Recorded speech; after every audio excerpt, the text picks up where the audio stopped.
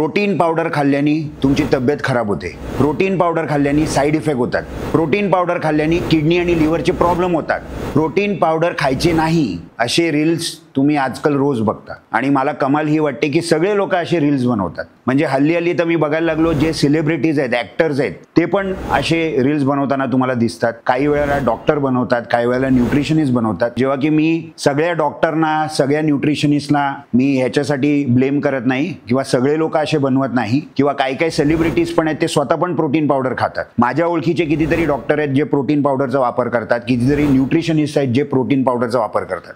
पण तरी आपल्याला असे रील्स, अशी इन्फॉर्मेशन दिसते लोक बोलताना। मित्रांनो, मला एक उदाहरण द्यायचं आहे तुम्हाला। तुमच्या समोर आता हे जे पिक्चर आहे हे एन्श्योर डायबिटीज केअर या डायटरी सप्लिमेंटचा पिक्चर आहे। ही डायटरी सप्लिमेंट म्हणजे हे प्रोटीन पावडरच आहे। हे कोणासाठी आहे? डायबिटिक पेशंटसाठी बनवलं गेलं आहे, त्यांच्यासाठी हे डायटरी सप्लिमेंट आहे। न्यूट्रिटिव्ह व्हॅल्यूमध्ये जर तुम्ही बघितलं तर याच्यामध्ये तुम्हाला दिसतंय 100 ग्राममध्ये तुम्हाला 20 ग्राम प्रोटीन मिळते।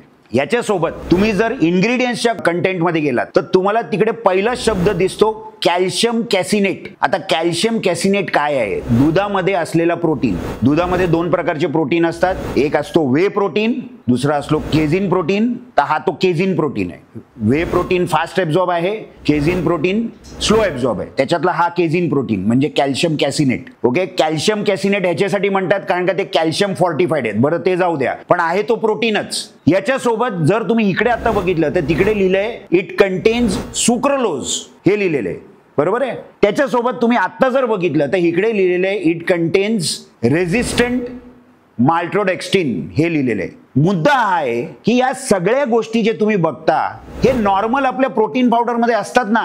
आपण जे प्रोटीन पावडर खातो त्याच्यामध्ये ह्या वस्तू असतात, फक्त हा डिफरन्स आहे की आपण जे प्रोटीन पावडर खातो ते जास्त करून आपण वे प्रोटीन घेतो। जसं मी तुम्हाला सांगितलं, केझिन प्रोटीन हे स्लो ॲब्झॉर्ब प्रोटीन आहे दुधातलं, तसंच वे प्रोटीन हे फास्ट ॲब्झॉर्ब प्रोटीन आहे दुधामधलंच। मग ते वे प्रोटीन पावडर आहे।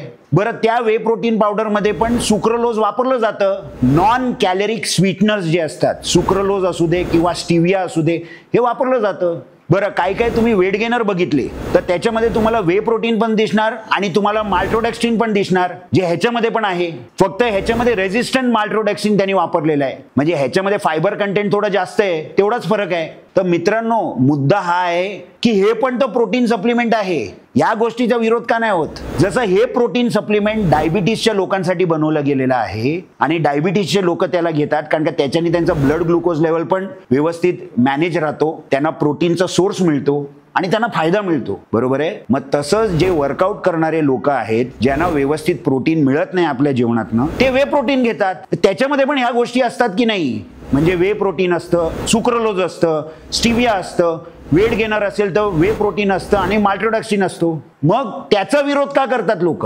मग हा एक खूप मोठा प्रश्न आहे आणि याचं उत्तर मला तुमच्याकडनं पाहिजे की हा जो विरोध केला जातो प्रत्येक वेळेला, प्रत्येक सप्लिमेंटला विरोध केलेला जातो, प्रोटीन पावडरमध्ये हे असतं आणि प्रोटीन पावडरमध्ये ते असतं आणि प्रोटीन पावडर घ्यायचं नाही, हे सारखं सारखं जे बोललं जातं, हे तुमच्या मते बरोबर आहे का? मी तुमच्या समोर हे उदाहरण दिलेलं आहे आता। तर मित्रांनो, मला तुमच्याकडनं ह्याचं उत्तर पाहिजे। तुम्हाला या बाबतीत काय वाटतं हे मला तुमच्याकडनं पाहिजे। हा व्हिडिओ तुम्हाला कसा वाटला तुमचे कमेंट तिकडे लिहा। प्रश्न असतील तर विचारा, मी त्याला उत्तर देईन। आणि मला फॉलो करा आणि या व्हिडिओला सगळीकडे शेअर करा, स्पेशली अशा लोकांकडे शेअर करा जे सारखं सारखं बोलतात प्रोटीन पावडर खाल्ल्याने किडनी लिव्हरचा प्रॉब्लेम होतो, प्रोटीन पावडर नाही खाल्ले पाहिजे, हे जे सारखं सारखं बोलणारे लोक आहेत ना, जरा त्यांना हे व्हिडिओ पाठवा। धन्यवाद।